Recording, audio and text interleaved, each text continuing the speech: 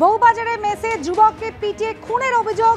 14 জনকে আটক করে জিজ্ঞাসাবাদ করছিল মুচিপাড়া থানার পুলিশ। সেই 14 জনকে গ্রেফতার করা হয়েছে।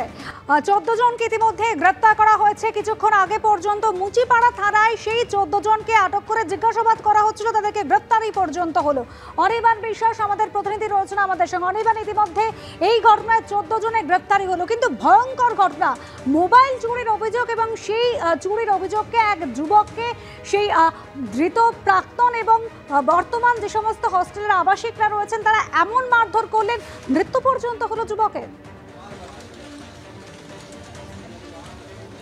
দেখো অনুষ্য, একদমই তাই। এই ধরনের ঘটনা কিন্তু এর আগে তোমার মনে থাকবে যে 2015 সালে ঘটেছিল এনআরএস মেডিকেল কলেজ হাসপাতালে কোরবান শাহকে মার্ডার কেস। সেক্ষেত্রেও কিন্তু এরকম একটা গণপিটুনির অভিযোগ উঠেছিল এবং আজকেও কিন্তু সেই একই রকম অভিযোগ উঠে এসছে।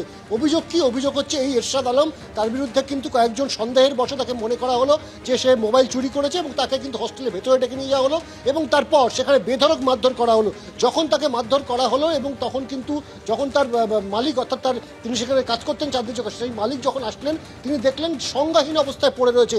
পরবর্তী সময় তাকে পুলিশের সহায়তা তাকে নিয়ে যাওয়া হলো মেডিকেল কলেজ হাসপাতালে এবং সেখানে গিয়ে কিছুক্ষণ পরে কিন্তু তার মৃত্যু ঘটলো। অর্থাৎ গোটা ঘটনা কিন্তু অত্যন্ত রহস্যজনক ছিল পুলিশের কাছে।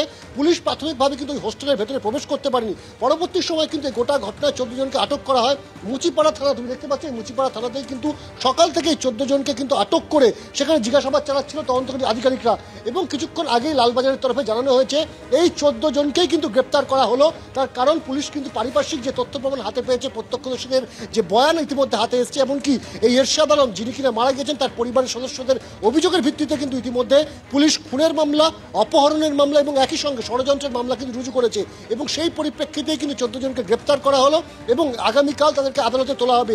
এবং এরশাদ আলমের কিভাবে মৃত্যু হলো, প্রাথমিকভাবে যেটা পুলিশের তরফ থেকে আমরা জানতে পারছি যে তার শরীরে একাধিক আঘাত ছিল, এমনটা কিন্তু চিকিৎসকদের কাছ থেকে প্রাথমিকভাবে জানতে পারে পুলিশ। শুধু তাই নয়, তার যখন মৃত্যুর ঘটনা ঘটেছে তার সঙ্গে তার যিনি মালিক ছিলেন চাঁদনি চকে, যার দোকানে কাজ করতেন মেকানিক হিসেবে এরশাদ আলম, সেই মালিকও কিন্তু জানিয়েছেন যে সংজ্ঞাহীন অবস্থায় তাকে উদ্ধার করা হয়েছিল, দেখে মনে হয়েছিল মারধর করা হয়েছে।